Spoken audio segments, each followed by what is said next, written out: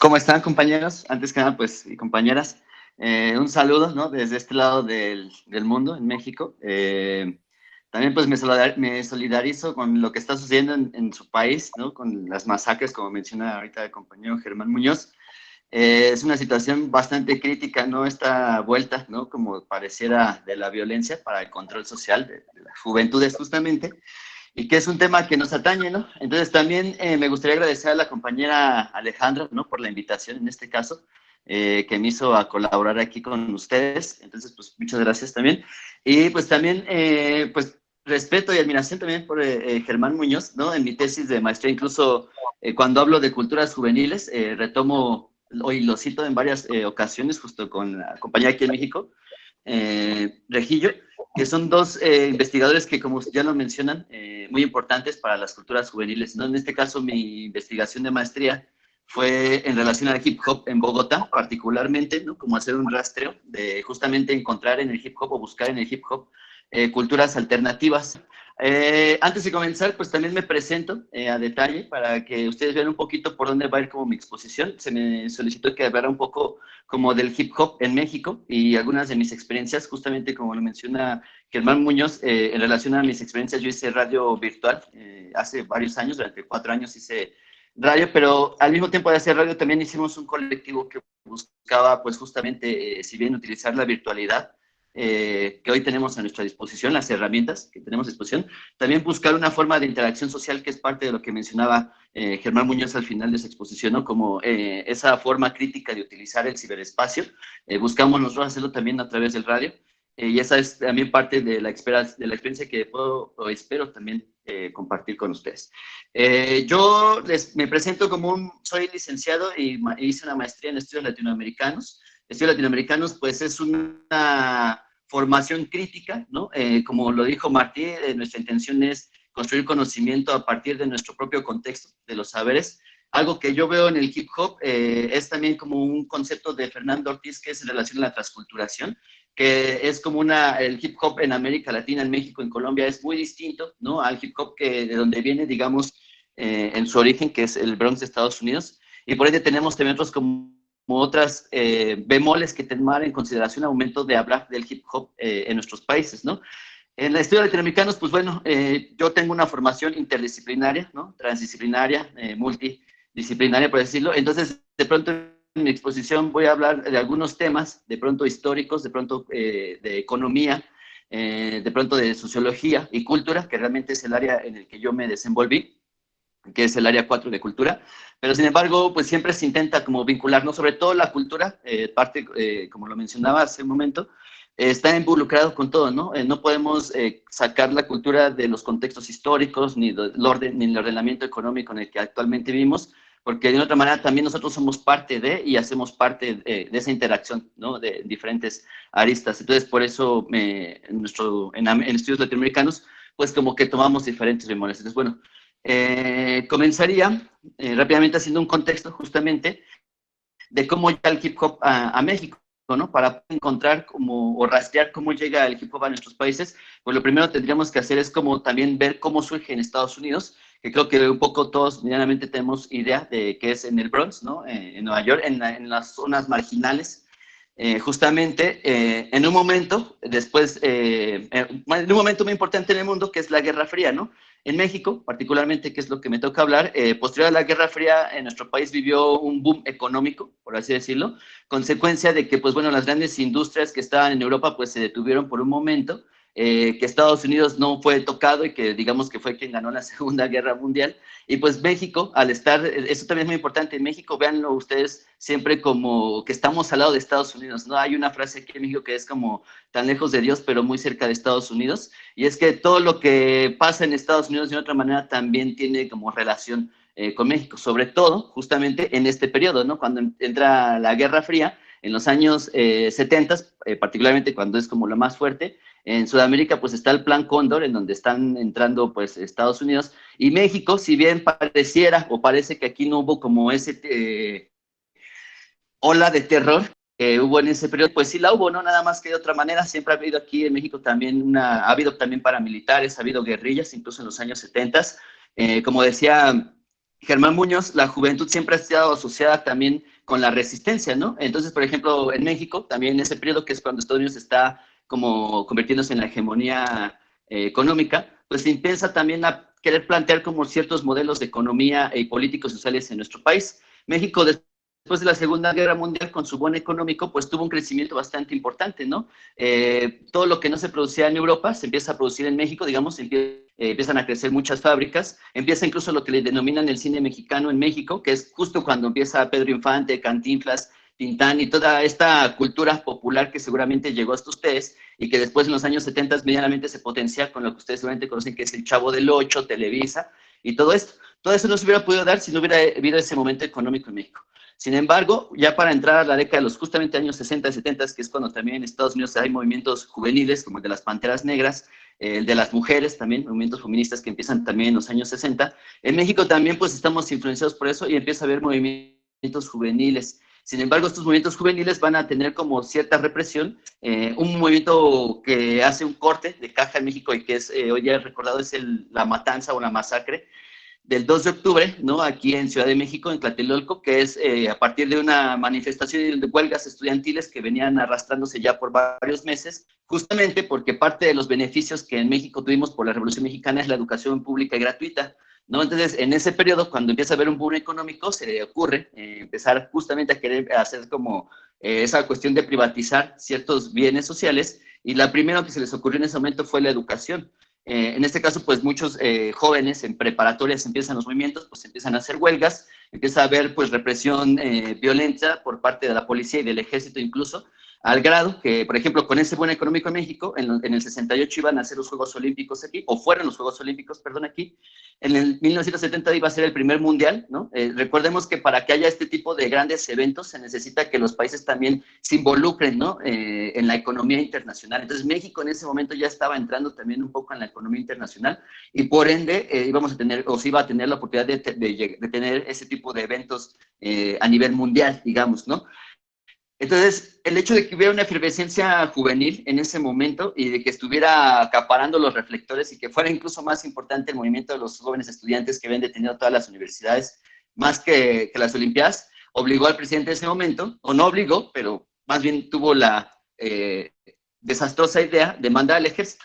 Y hubo una matanza en el 68, y después de esta matanza, hay otra matanza 2 años después, con el personaje que era el secretario de Seguridad, que es Luis Echeverría, y que va a ser el próximo presidente de 1972, de 1970 al 78, y en el 71 él arma un ejército paramilitar, y también hace otra matanza de estudiantes en el 71 aquí mismo, y hace una matanza de un movimiento indígena de Lucio Cabañas en Guerrero, donde también ya había una guerrilla que estaba inconforme justamente con los nuevos planes económicos que están empezando a tomar los gobiernos en México en la década de 70 por influencia de Estados Unidos.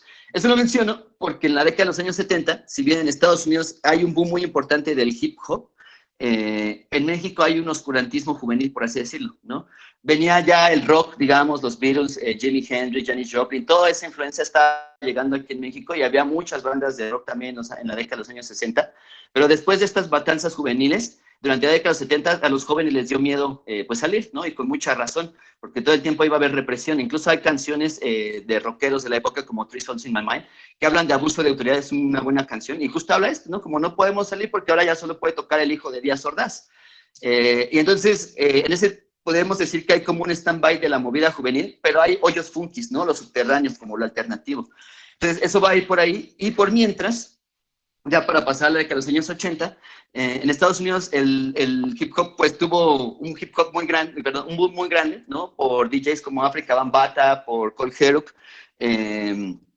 por Grandmaster Flash, que son como los iniciadores del hip hop, y que poco a poco va asumiendo. Eso también es interesante. Al mismo tiempo, en este momento hay una guerra tecnocientífica, ¿no? En Estados Unidos con Rusia, y eso va a ir ocasionando que en la última parte del siglo XX, y creo que ustedes lo saben, en Estados Unidos va a ir desarrollando mucha tecnología que también se va a ir agregando, como lo mencionaba ahorita Germán Muñoz, que lo estamos haciendo actualmente con el Internet. En ese momento quizás fueron las tornamesas, ¿no? Que es los acetatos, la posibilidad de tener en tu casa ya un sistema estéreo. Entonces, eso va haciendo que, por ejemplo, las personas que tenían pocos recursos en Estados Unidos, pues tocaran, o hubo un apagón muy famoso en Nueva York, en donde la gente salió y robó equipos de sonido, y es a partir de eso que mucha gente popular, afrodescendiente y inmigrantes latinos principalmente, pudieran empezar a tocar música o sampleos a partir de su invención, ¿no? Del break, del saltos, de hacer el DJ. Y entonces, mientras que en Estados Unidos está, en la década de los 70, está apareciendo una emergencia cultural bastante interesante que se llama hip hop y que va a ser compuesta por los 4 elementos que ya conocemos, que es el graffiti, ¿no? La música que les menciono, que es como esto de saltos, ¿no? El escracheo que ya conocemos, el rasgueo de los acetatos, el graffiti también como una forma de denuncia de lo que está pasando en los barrios, y el breakdance, que es el baile en este caso, son los 4 elementos que hacen parte del hip hop. En México no puede estar, si bien hay un tipo de hip hop, eso también sería interesante, ver que el hip hop tiene su nombre o su rótulo en esa década de los 70 con África Bambaataa, cuando decide como englobar los 4 elementos para evitar como los conflictos callejeros, y empiezan a hacer las block parties en donde todos se van a hacer encuentros de baile, de música, sale el MC, que es el que está invitando a la gente a bailar.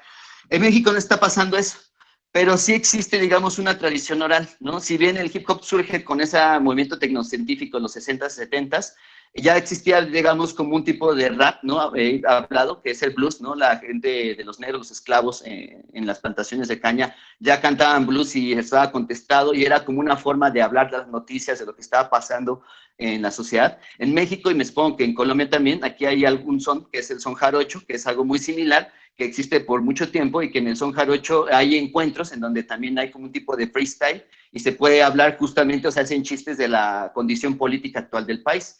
Muchos sones de esos se han vuelto populares, pero si rastreamos también de ese sentido, el hip hop también, o esta lírica del rap siempre ha existido también en nuestros países. En Colombia me parece que está el joropo, que es un ritmo, un son similar, en donde también de pronto pueden como freestylear los compañeros que lo tocan. En fin, ¿no? Eso, ¿por qué lo menciono? Porque pienso yo que el hip hop como tal surge gracias a esa boom de la tecnociencia, digamos, por así decirlo, en el sentido en el que gracias a lo que se puede tener en ese momento, surge una nueva forma de creación cultural, ¿no? Una nueva creación cultural que es el hip hop. En México, después del oscurantismo, lastimosamente, ya es hasta la década de los años 80, que empiezan, por ejemplo, con Miguel de la Madrid, que es el primero que privatiza la banca para que puedan entrar las grandes empresas extranjeras. Ya van a empezar a entrar aquí, pues, por ejemplo, en la cuestión de la música, pues Warner Music es como la primera gran disquera que entra a México en los años los 80s, y aquí por primera vez se le da otra vez oportunidad de presidente, como que ya deja un poco atrás como esa cuestión de represión juvenil, entre comillas, porque sigue existiendo, y empieza lo que hoy conocemos como el rock en tu idioma, ¿no? La movida, que por ejemplo ahí vienen ya grupos que seguramente conocen ustedes, como es Caifanes, ¿no? Como es La Maldita Vecindad y como es Café Tacuba, que son grupos que surgen en la década de los 80s y que ellos ya estaban tocando también en hoyos funkies y que ya eran como parte del underground. Sin embargo, por primera vez, como esta apertura comercial va a tener como un cambio. Eso es interesante porque, por ejemplo, aquí hay un autor en México que habla de 4 formas de gestión y promoción cultural en México, que él ve en los últimos 30 años, que es Paredes, y él explica que en los últimos 30, 40 años ha habido una promoción cultural en espacios oficiales de una gestión vertical, que es consecuencia de ciclos políticos y tiempos electorales, ¿no? O sea, la cultura oficial. Entonces, eso es interesante. Hay otro tipo de cultura que está sujeta a la lógica de la máxima ganancia en contexto de operación vertical, sin esperar el beneficio de expresiones emergentes. Es decir, hay como sujetos que en esta creación cultural también lo ven como una cuestión económica, ¿no? Y que también pasa en el momento con el hip hop en Estados Unidos, que si bien empezó siendo como un movimiento de resistencia en el Bronx, como con la sociedad subalterna, posteriormente se empieza a hacer muy popular, que en los 80s Blondie está haciendo hip hop y en sus videos Blondie tiene grafiteros y hay gente afrodescendiente bailando cuando ella es, perdón por la expresión, pero ella es una blanca que hacía antes como pop, y cuando se pone de moda el rap o el hip hop, la música hip hop, pues lo retoma y lo populariza. Entonces esto es un poco, bueno, es como un ejemplo de a lo que se refiere, me parece, Paredes, ¿no? En México sucede algo similar. Cuando empieza aquí a llegar el hip hop, tenemos ya una cultura, digamos, entre comillas, medianamente oficial, que es la que permite como toda esta expresión comercial, que es lo que pasa con esa movida del rock en tu idioma, que después ya viene Maná y que después podemos en Sudamérica agregar a Soda Stereo, porque ya es aceptada, porque las grandes empresas transnacionales que empiezan a bajar a nuestros países ya ven como esos movimientos culturales como una cuestión de economía. Y los grupos que empiezan a ver también eso como una forma de vida, porque empiezan a tener como buen acceso, pues también empieza como la cultura a tener como cierta desvirtuación, ¿no? En cuanto a veces a la esencia con la que surge, y eso también pasa con el hip hop. Ahorita regreso a lo de Paredes, bueno, termino de Paredes. Paredes menciona una tercera línea en México de cultura que es la subterránea, ¿no? La de las subculturas o contraculturas que están dentro de dinámicas de una cultura informal, perdón, de una economía informal que se gestiona de manera directa y que busca insertarse y crear círculos alternativos. Y hay otra tipo de cultura que él alcanza a ver por ahí, que es la que él denomina como una cultura alternativa que comprende actividades y espacios gestionados directamente por la propia comunidad de artistas. Y que esta me parece que es un poco la que refiere, o la que se refiere un poco más en esencia lo que sería el hip hop. Y ahora sí, vamos, me gustaría empezar a hablar y a bajar de lo que es el hip hop en México. En esta misma década de los años 80, con toda esta influencia, pues también empiezan a llegar aquí pues las series norteamericanas, una muy popular y que quizás ustedes conocen, que es la del Príncipe del Rap. Después vienen de películas, ¿no? Las de Vanilla Ice, la de, se me fue el nombre de esta otra película. Hay como 2 o 3 películas en donde la mayoría de lo que nos muestran del hip hop realmente es como el breakdance, ¿no? Como la cuestión del baile, ¿no? Vanilla Ice bailando, haciendo breakdance, tirándose el piso, pero asumimos y pensamos que eso era hip hop, incluso se piensa que es el rap.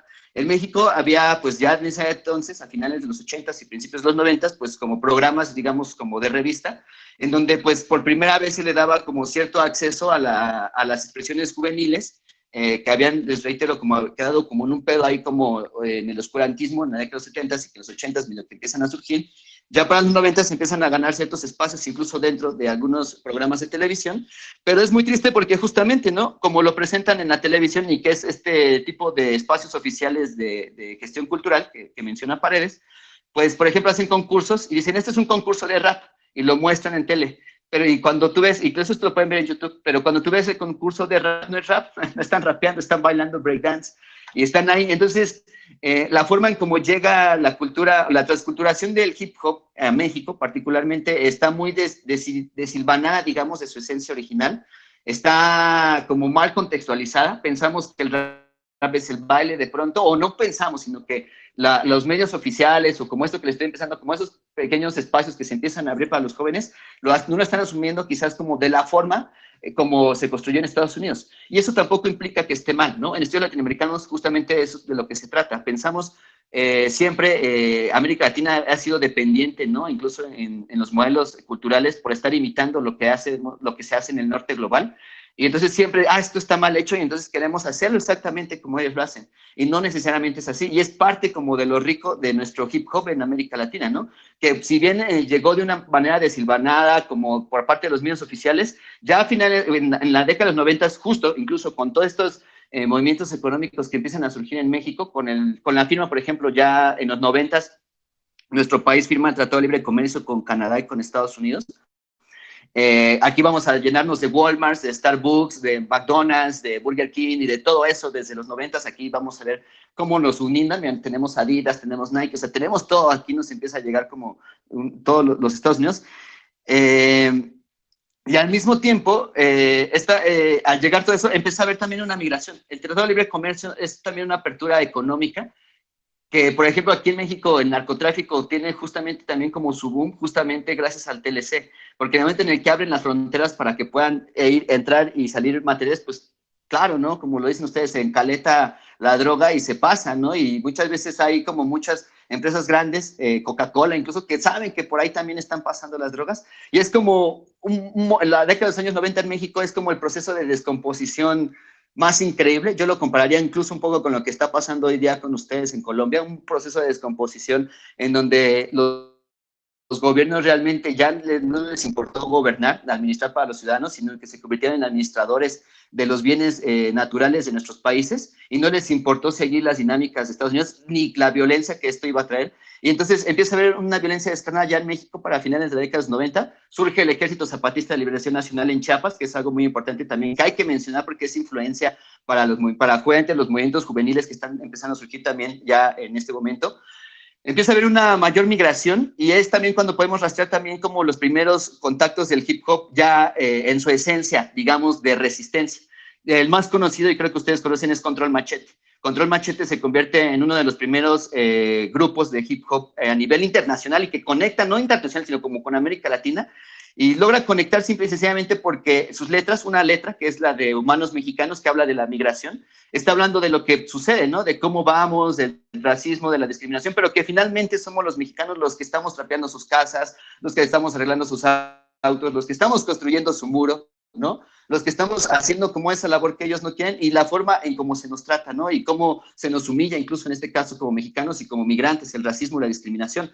Es parte de la letra que menciona Control Machete, ¿no? Y eso creo que conecta con mucho en América Latina porque no somos en México los únicos migrantes, sino que yo sé que de Centroamérica y de Sudamérica también las personas tienen que salir de sus países por no tener como el contexto para tener una vida digna, ¿no? Y es justamente lo que el hip hop va a empezar a comenzar y justo el hip hop más importante, digamos, de las 90s está surgiendo en la frontera, ¿no? Control Machete es de Monterrey, en los estados de México de la frontera hay como ciertos, después del TLC, justamente, el puto TLC, hay como ciertos permisos en donde se les permite entrar como a los mexicanos para entrar momentáneamente a trabajar, hacer hacia a las señoras, ¿no? Hacer sus quehaceres, entran en la mañana, hacen el quehacer de los gringos, regresan y así. Entonces, eso es lo que también permite como estas prácticas de interacción nuevas y que entonces el hip hop por primera vez con Control Machete en el norte empieza como a resignificar lo que es en esencia movida, ¿no? ¿Qué es el rap y de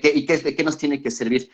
Ya pasando, digamos, ya a la década, ya los 2000, no me meto más porque es mucho, digamos, la década de los 90 es muy cruel para México, para serles sincero, se descompuso todo y justamente en los 2000 hay un cambio, digamos, el PRI que era el país que había, o el partido que había gobernado México después de la Revolución Mexicana desde 1930, estuvo cerca de 70 años gobernando, que es una dictadura también, no lo vemos como una dictadura porque cada 6 años la gente iba a votar, y hoy día sigue siendo algo similar, y entonces gana el PAN, ¿no? Gana por primera vez un partido distinto en el año 2000, se supone que las cosas van a cambiar, pero pues la verdad es que no, por el contrario, ¿no? Era de esperarse, ¿no? Las personas que presiden el PAN son conservadores, son empresarios, el que quedó como presidente era el presidente de Coca-Cola en la América Latina, que es Vicente Fox, entonces pues ¿qué esperábamos? Pues darle seguimiento a los modelos de desarrollo y de despojo de bienes naturales, y eso es lo que va a suceder con Vicente Fox, y algo muy interesante en los 2000 es que el hip hop en México, como les mencioné, que es aquí, bueno, en Ciudad de México, tenemos como que nos llega todo. Les decía, en los 90 llega McDonald's, llega Starbucks, llegan las computadoras, llega la televisión, llega el cine, llega pum. Somos una extensión un poco, seguramente, de los gringos aquí en Ciudad de México. Pues para los años 2000, entonces, bueno, en ese sentido, el hip hop que llegaba a México no tenía como una esencia crítica. Y es hasta los años 2000 que surge una ola, una camada de raperos y de raperas, que también es muy interesante, por ahí está Fancy Jimbo, de Magisterio, está Boca Floja, por ejemplo, y es aquí en Ciudad de México ya, ¿no? Que es aquí, yo soy de un barrio popular, yo vivo por la Basílica de Guadalupe, en el norte, aquí en San Felipe de Jesús, y justamente aquí en Aragón hay como una movida, hay como 3 olas de hip hop. La que está en el sur, que para ser sincero, en el sur es como la zona fresa de Ciudad de México, es como en Bogotá ir al norte, un poco así. Y entonces es como los educados, por así decirlo. Yo logro asistir a la universidad, hasta donde yo voy a también estudiar, lo que sea. Y hay una movida de hip hop que es donde está Boca Floja, School 77, y es un hip hop que tiene más crítica, para ser sincero, es un hip hop que tiene más contenido político, ¿no? Ya se está hablando de lo que está haciendo justamente Vicente Fox. Por primera vez el rap ya está haciendo una crítica, ¿no? Al gobierno, está hablando de América Latina, Boca Floja hace mucha referencia en ese momento que está Lula como presidente, a Chávez que está en ese momento que es como el nuevo socialismo de América Latina, es decir, hay que recordar que justo también América Latina viene al principio del siglo XX, digo, del siglo XXI, en estos 2000, como con una corriente que se denominó progresista, ¿no? Kirchner en Argentina, por así decirlo, en fin, Morales en Bolivia, Correa en Ecuador, aquí en México surge López Obrador, ¿no? Ese infeliz de López Obrador, perdón por mi concepción, pero también es un personaje que tampoco vale la pena. Todos los gobiernos últimamente de México, todos los gobiernos se han vinculado por seguir los modelos de desarrollo internacional que Estados Unidos les propone. Mientras sigan cualquier modelo, sea de izquierda, como le quieran llamar, progresista, lo que sea, nos va a seguir jodiendo porque por lo que vienen es por los bienes naturales, ¿no? Esta es una lucha por la vida, entonces no hay diferencia. Entonces, pero sin embargo, en ese momento López Obrador parecía ser como una opción, una alternativa de lo que se intentó la izquierda, sobre todo con esta oleada de onda progresista.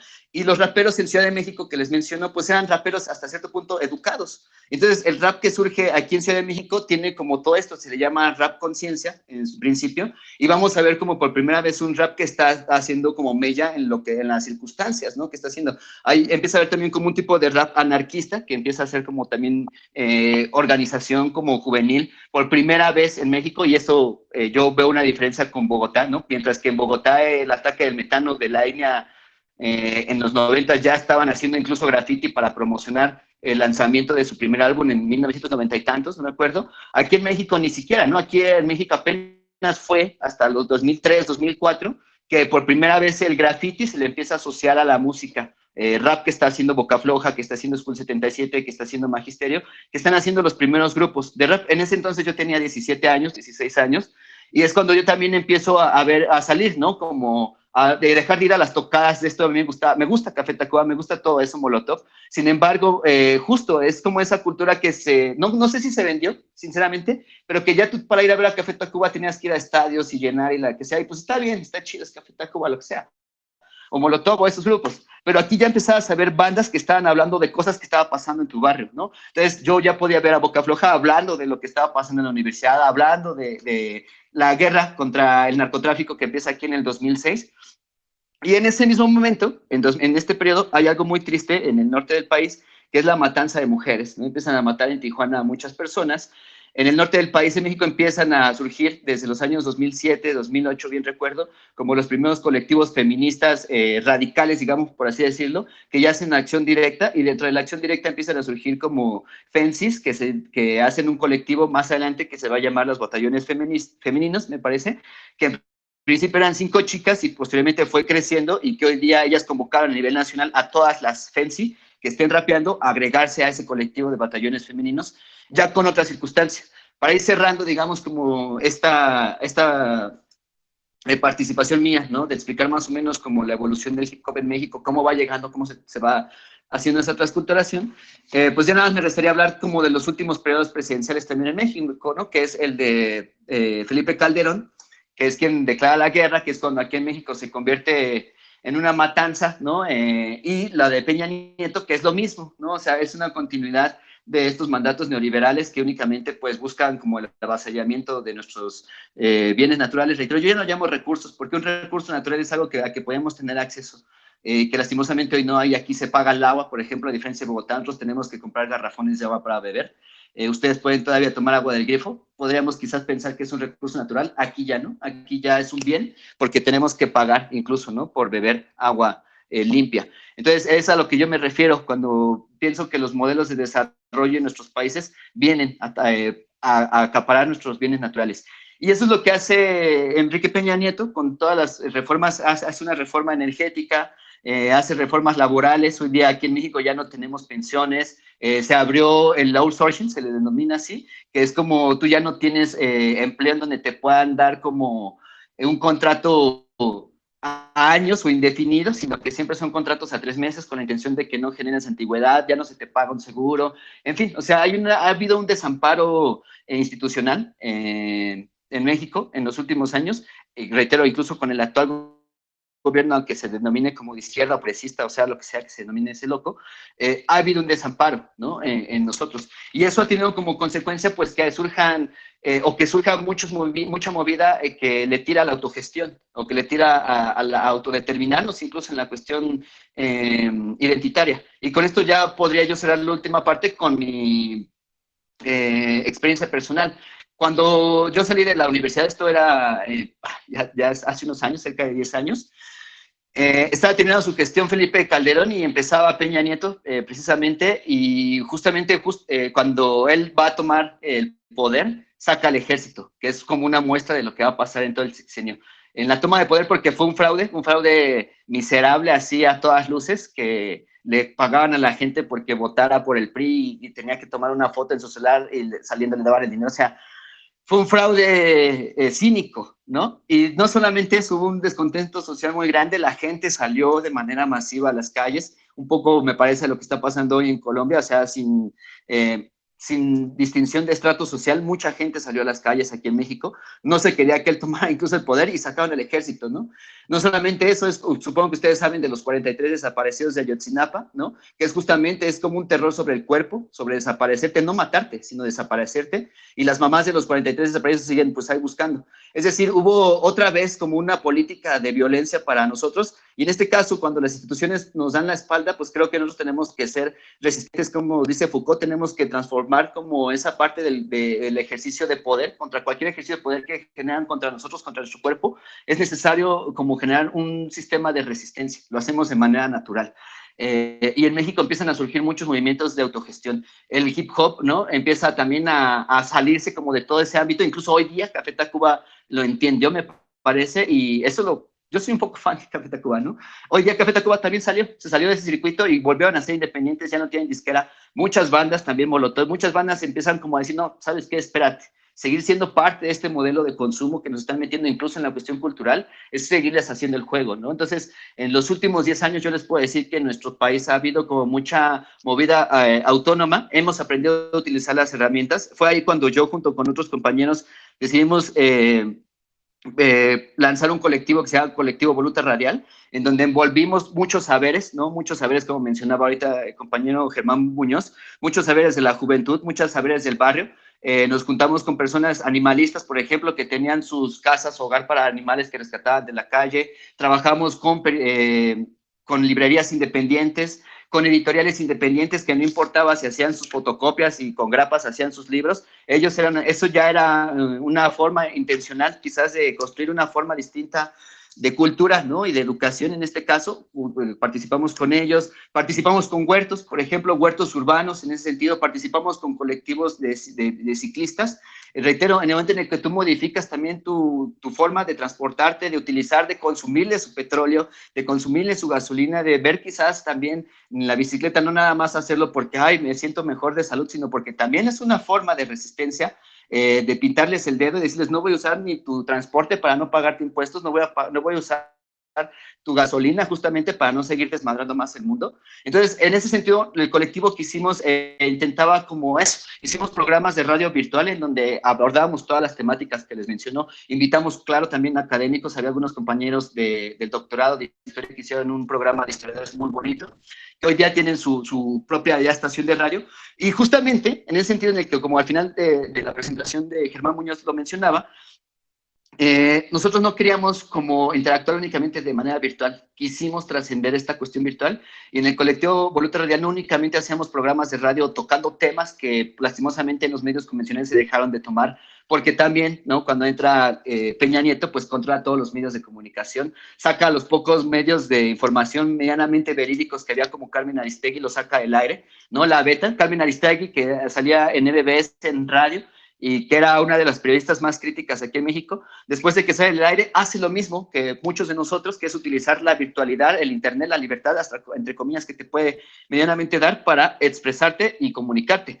Entonces, nosotros hicimos eso, y en la cuestión de que no queríamos hacer esto de únicamente virtual, hacíamos algo que llamamos aquí el Tianguis Voluta Radial o el Tianguis Cultural. En el Tianguis Voluta Radial lo que hacíamos era justo convocar a productores independientes, reitero, no queremos ya seguir tomando la misma cerveza de los monopolios o tomarles la Coca-Cola que vienen de Estados Unidos y que nosotros hacemos ganarle mucho dinero. Entonces propusimos hacer tianguis en donde invitamos a productores independientes de Ciudad de México, y en el tianguis no únicamente invitamos productores, sino también artistas, ¿no? En ese entonces pues también pudimos tener colaboradores como hacer círculos del cypher, ¿no? Con el freestyle invitamos raperos del barrio también, ¿no? Que ya conocíamos, rockeros también que hicieron algunos, teatro también hubo. Entonces, lo que intentamos con Voluta Radial fue hacer como ciertos encuentros y unas formas de colaboración social alternativa en personas que, como nosotros, que ya estábamos como fastidiados de seguirle el juego a las instituciones, que nos han dado la espalda por muchos 30, 40 años, si no es que más de lo que yo he vivido.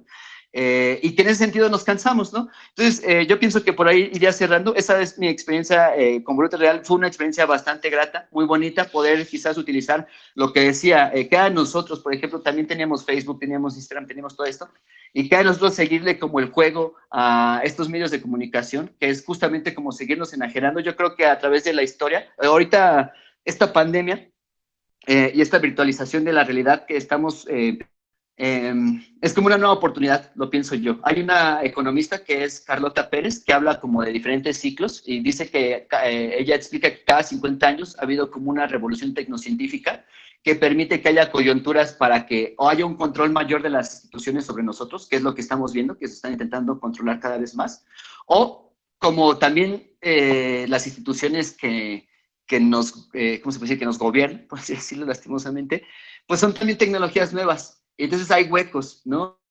Y hay justo algunas bifurcaciones en donde nosotros, los jóvenes, ¿no? La cultura juvenil, podemos quizás tomar esos vacíos de poder que ellos todavía no pueden lograr controlar y empezar a hacer una resistencia nueva, una resistencia diversa y una resistencia, reitero, en la que prioricemos la autogestión, la autonomía, dejar de lado un poco las instituciones que rigen la norma que hoy día, pues, tiene, por ejemplo, en México, lastimosamente es el país de América Latina con más feminicidios, y en este caso, pues, valdría la pena también como ver qué pasa, por qué las instituciones no están haciendo nada, qué es lo que está sucediendo en nuestros países. Y en ese sentido, pues, por eso vuelvo a lo mismo, voltear a ver la autogestión como una forma de vida y principalmente ver la autogestión como una forma que no nos ha enseñado nunca y que nunca nos dicen de ser felices, ¿no? Hay que ser felices, pienso yo principalmente, hay que autogestionar nuestra vida de tal forma que consumamos sin tener que estar invadiendo a ese otro, a los recursos naturales, a los bienes naturales, sin tener que estar afectando ni violentando al otro,